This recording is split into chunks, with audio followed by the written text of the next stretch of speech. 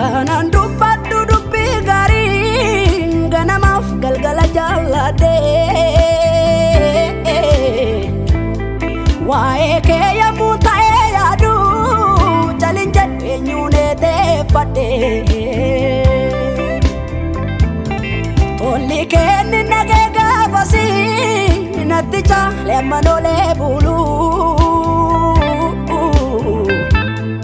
nan addeessanis weeffannoo warra faarfatan ta'ee laalu narree maanasii situ naaf godhee akkasii ormuu qabatu harka keessa anfaaruu siif kenneessa narree maanasii situ naaf godhee akkasii marruu qabatu harka keessa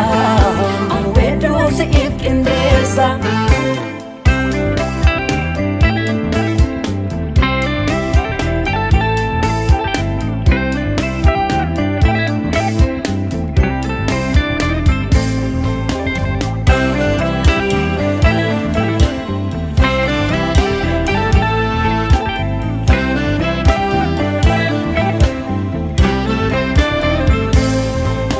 Sifan kennaa jedhee waan ani yaade erga targadhee biraa nafuun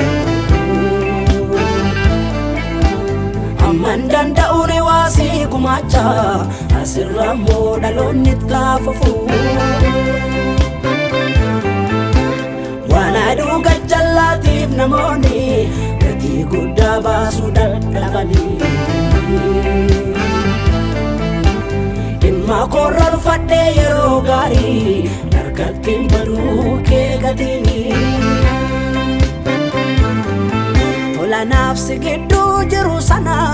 namnuu mallaan jedha yanga buuse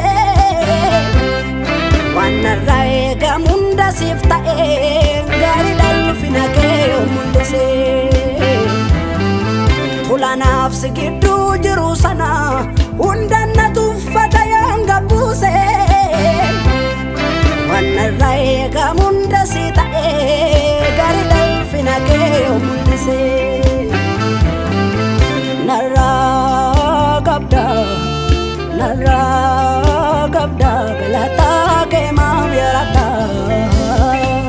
narraa qabda galataa kee maaf yarata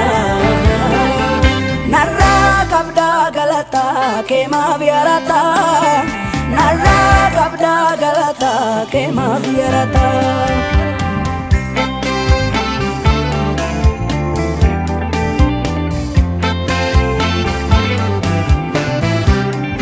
Dhaloonni walwal harkaa fuudhee wanti gaarummaa kee dubbatuufi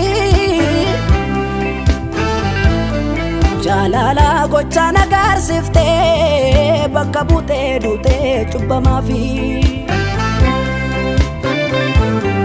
kan hin dagatamne olmaa dhiigaa isaa keessa kootti mallattaa'ee onnee koo dhugaan si faarfataa tuttuqee nakaasa yoon gattaa'ee xiqqaaf guddaan wedduu laatuusi gatii kee walgituu baatuusi gooftudduu yesuusi gootii lalleellisuu si goofta fakkeessuu itti laankii